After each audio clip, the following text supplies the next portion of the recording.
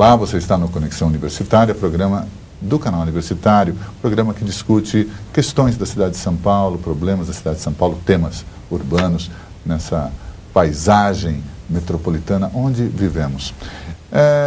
Hoje temos como convidados Paulo Eduardo Nogueira, jornalista, por muitos anos editor internacional do jornal Estado de São Paulo, recentemente autor do livro Paulo Francis, polemista profissional, e um obsessivo colecionador de discos, frequentador das mais famosas lojas que existiram em São Paulo, talvez nas últimas 3 décadas.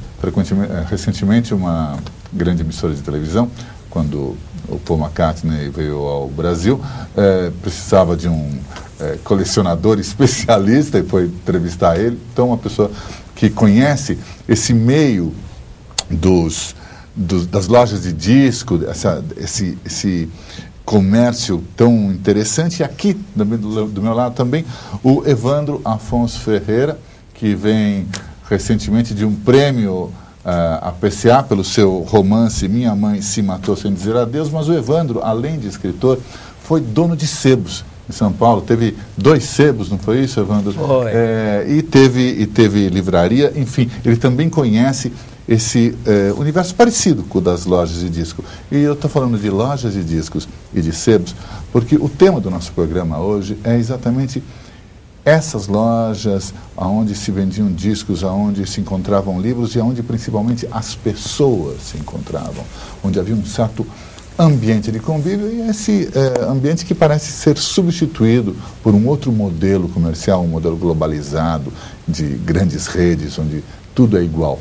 Inclusive, às vezes, até a própria clientela parece saída de uma produção em série. Então, eu queria comentar com vocês, iniciar com vocês, perguntando como é que vocês sentem. Vocês viram essa transformação ocorrer, tanto nas lojas de discos quanto nos sebos. Como é que vocês sentem essa mudança nas 2, 3 décadas em São Paulo? Realmente foi uma mudança radical e ela foi razoavelmente rápida. Ela aconteceu, assim, mais ou menos há uns 10 anos, que com a expansão enfim, das grandes cadeias de redes, de lojas e de magazines, houve um certo sufoco, um sufocamento das lojas menores e tal. E de repente, você tinha lojas tradicionais, de pequenas lojas, que foram fechando as portas, que o modelo de negócio acabou se inviabilizando, e para dar lugar a essas grandes redes de lojas, essas redes impessoais, que as pessoas que trabalham ali não têm muita noção do que estão vendendo, e tem uma rotatividade de pessoas que trabalham, e acabou-se aquele tipo de loja que o dono ou o gerente era uma fonte de informação para você. Ele era um especialista, ele era uma fonte de consulta, e onde se aglutinavam pessoas para trocar ideias, para se discutir. Quer dizer, os aficionados. Os aficionados. Perfeito. Então, deixa eu fazer um parênteses do que você está dizendo, que eu concordo plenamente.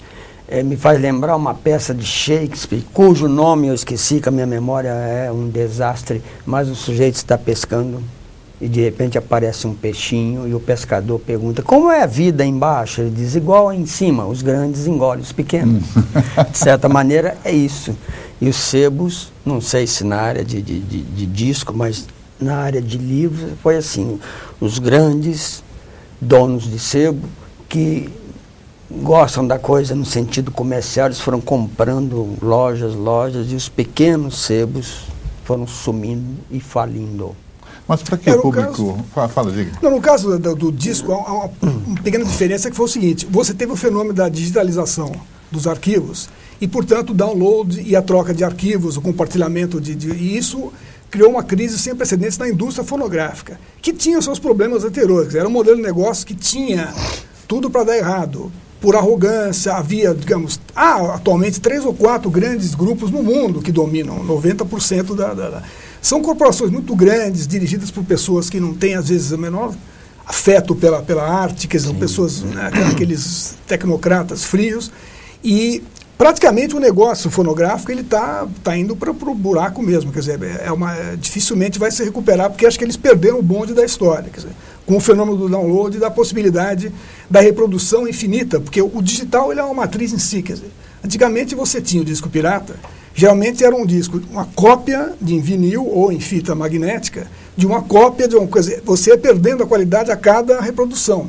O digital não, ele é uma matriz sempre, quer dizer, ele se reproduz infinitamente, muito facilmente. Então houve, no caso da indústria do disco, as pequenas lojas, além da pressão dos grandes, dos tubarões que engolindo, porque vendiam mais barato, porque tem uma escala maior, as pequenas lojas ficaram inviabilizadas pela falta de consumidores, houve uma queda de vendas, e, enfim, impostos, tudo mais. Então houve uma quebra geral, como eu disse, que a gente tinha uns 10 anos para cá, várias lojas tradicionais, conhecidas, pontos de encontro, foram fechando por inviabilidade de negócios mesmo. Né? Então, mas eu ia dizer uma coisa, que para que o público não imagine que nós estamos falando simplesmente de lojas de discos ou de sebos, eu queria dizer que nós temos falado de questões da cidade como a invasão dos shoppings ou os problemas de praça, sempre dentro de uma perspectiva de que a cidade globalizada vai transformando as relações. Então, os sebos, as lojas de discos, são sintomas de uma transformação da própria cidade.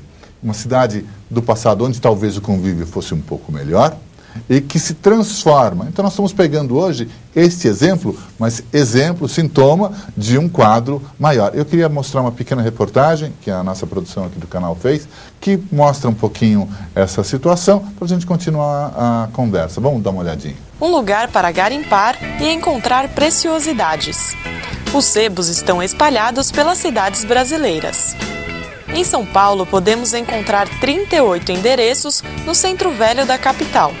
Eu venho de vez em quando para São Paulo e quando eu venho no sebo. Já encontrei livros de Tupi, do dicionário de Tupi-Guarani, que é mais difícil de achar, né? Diferente que atende bem, né? Atende bem, tem uns livros bons, antigos, que já não encontra em lugar nenhum, né? Presentes no Brasil desde o século XIX, os sebos surgiram da necessidade de trocar livros usados. Veio a vida moderna, as necessidades mudaram e poucos sebos resistiram. Um deles é o Sebo do Messias, que está na capital há 40 anos.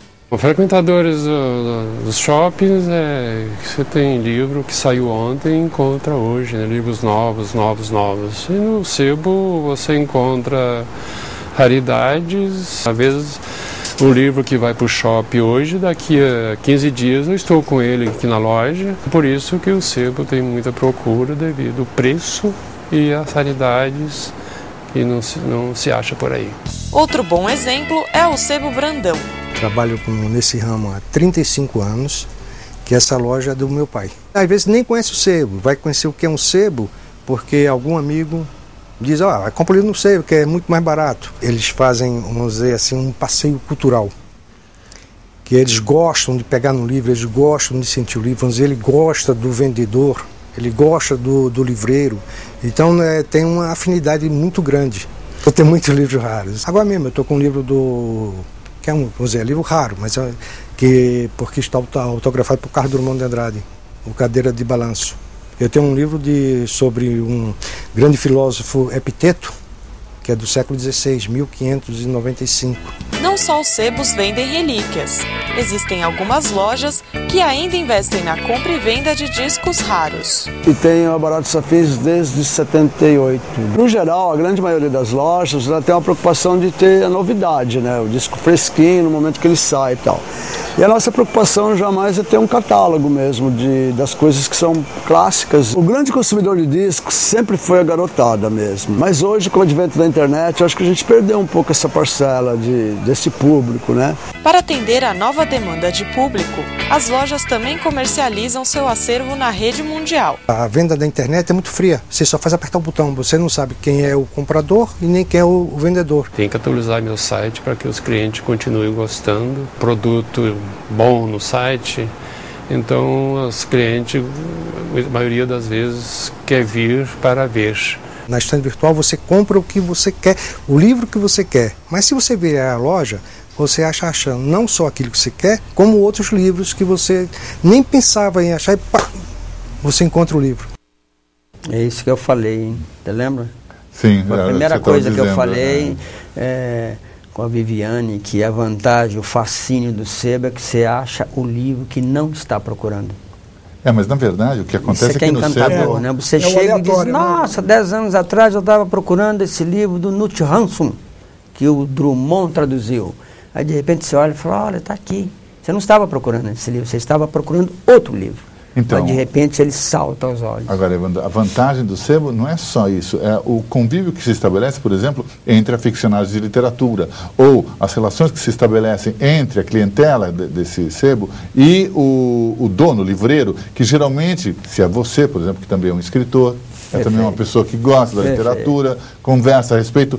Nada disso ocorre no mundo virtual. Não, sob hipótese alguma. Isso tanto é verdade que eu tinha grupos de literatura no meu sebo Sagarana e no meu sebo Avalovara, que aparecia lá desde Milton Atum, Alci Pécora, a Roberto Schwartz, a todos esses escritores,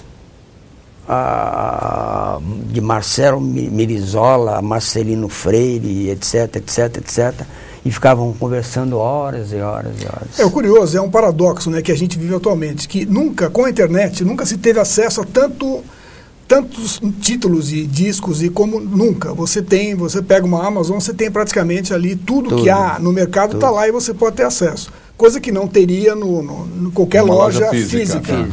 No entanto, o preço que você paga por ter acesso a tal coisa é o que o livreiro observou aí, quer dizer, que você é frio, você não sabe, você não estabelece nenhum tipo de vínculo com a pessoa. Não há diálogo nenhum. E você observou bem essa coisa do aleatório, quer dizer, o gostoso também de comprar um disco não é só, eu vou lá para comprar tal disco, eu vou olhar o que tem. O que sair, às vezes, você topa com coisas que você não estava pensando, mas estava lá. Quer dizer, esse tipo de surpresa, a internet não tem, porque é difícil, você não vai olhar o catálogo de um milhão de títulos. Você vai no que você quer ali. Quer dizer, então, essa também é uma diferença. E outra coisa, Paulo, fascinante é que você constrói leitores. Uma vez entrou no meu sebo uma menina recém-chegada de Tóquio e disse, eu trouxe um brinde para você, era um marcador de página, e disse, porque graças a você eu tenho uma biblioteca de quase 1000 livros, que você foi o primeiro a me iniciar com Dostoiévski. E ela foi gostando da coisa, foi comprando e comprava vários livros do meu sebo, e a partir dali ela pegou gosto pela coisa e formou uma biblioteca. O que é que hoje não acontece com estante virtual, etc. Chega um incauto, entre aspas, um jovem, diz, eu quero tal livro do Kafka. Eu dizia, esta tradução não é boa. Mas então me dê uma tradução boa. Eu dizia, eu não tenho, mas eu vou lhe dizer qual que é a tradução boa. E dizia, ele ficava olhando perplexo, porque eu não era comerciante. Era, antes de tudo, um escritor falando com alguém que ama a literatura. Isso a internet não vai fazer jamais. Claro. Porque a internet vai dizer assim, eu quero o livro Os Passos em Volta, e quanto que custa? Tanto. Daqui a 3 dias você recebe o livro e acabou. E você jamais vai falar do poeta Herberto Helder com ele. Vai dizer dos outros livros que ele tem, de onde ele veio, que época que ele existiu. Não, e tem uma outra coisa que também tem esse fato do contato com o especialista. Você, Paulo, estava me contando que nessas peripécias, nessas aventuras, nessas trajetórias pelas lojas de discos de São Paulo, você conheceu várias figuras que eram especialistas, né? Justamente, nos tempos pré-internet, o Google, que era o gerente da loja, por exemplo. Então você tem o Museu do Disco, que é uma loja super conhecida, na Dom José de Barros, e o Odair Borges, que era aliás, se estiver assistindo, um abraço para ele, que ele não sei onde anda, ele era o gerente do museu, ele era fonte para jornalistas, para os críticos, porque ele estava lá o dia inteiro, ele recebia as publicações especializadas, ele sabia o que estava sendo lançado. Então você ia lá nele, você tinha a fonte de informação, isso é bom, não é bom, olha, é melhor que o anterior. Perfeito. Ele conhecia tudo, quer dizer, uma coisa que ele tinha uma ligação com a música, que hoje em dia um atendente de loja não tem. O cara está lá por 6 meses, depois vai trabalhar em outro lugar e tal. Não, e não só isso, a loja, o comprador da loja, não existe mais um comprador para uma loja. Provavelmente você tem uma pessoa que adquire para a rede e por critérios muito amplos, que envolvem o poder da dependendo empresa, da localização da loja. E vendem pacotes, quer dizer, você vai levar o Roberto Carlos, mas vai ter que levar essas porcarias também. Exatamente. No mundo das bebidas, eles chamam de compra casada. Compra casada. Você leva E isso existe no mercado livreiro e no mercado de discos também. Isso, sem dúvida. É só o poder de bala das editoras, né? Você leva um Garcia Marques, mas tem que levar esse tal de Evandro também. Nesse caso até é bom, né? Mas existe porque você tem uma forma de você escoar essa produção e de forma já garantida, né? Quer dizer, agora o problema é que você cria essa situação de que às vezes você vai ter na loja um acervo de coisas que não valem grande coisa porque a loja comprou para poder ter o disco melhor, tal. Quer dizer, então é uma distorção que acaba criando essa acaba criando uma deseducação. Deseducação, exatamente. Deseducação de quem compra, porque ele não encontra mais o acervo. Você me dizia também que nos acervos dessas lojas se encontra frequentemente um critério de compra muito esquisito. Muito estranho. Que você sente que deve ser, imagino, por essa questão. Quer dizer, eles compram, digamos, os carro-chefes da gravadora, mas também levam uma série de coisas que não encalham, não vão vender porque não tem muito sentido, quer dizer, e você deixa de ter as coisas, digamos, o cânone, tanto na letra como na música, porque não está nesse pacote. Então, por exemplo, você tinha, está um exemplo claro, os Beatles há 2 anos atrás, porque agora foi relançado o catálogo remasterizado, mas você não encontrava o Sgt. Pepper nessas lojas grandes, não existia, quer dizer, é como ir numa livraria e não ter um Machado de Assis, quer dizer. Não, Dom Casmurro não tem porque foi lançado. E esse fenômeno acontece também no mundo dos livreiros, que o Messias, ou Brandão, não sei quem falou, que lança um livro hoje, semana que vem está no sebo. Isso é uma coisa nova de 10, 12 anos para cá, porque hoje ninguém tem espaço para guardar livros. Tanto é que é uma dificuldade muito grande de todo dono de sebo de achar bibliotecas, porque as bibliotecas foram compradas dos avós, dos bisavós. Hoje ninguém tem espaço para guardar livro. Então é comum você chegar num sebo e encontrar um livro que saiu pela companhia ou pela Record. Mês passado, o sujeito compra e já desfaz. Antes não, antes você chegava no sebo, tinha realmente livros raros, maravilhosos e tal, etc. Hoje o sebo, de um modo geral, é um misto de livraria e sebo. Qualquer sebo do Brasil é assim. Não é culpa de nenhum dono de sebo, é porque ninguém quer ficar com esse produto em casa, não há espaço.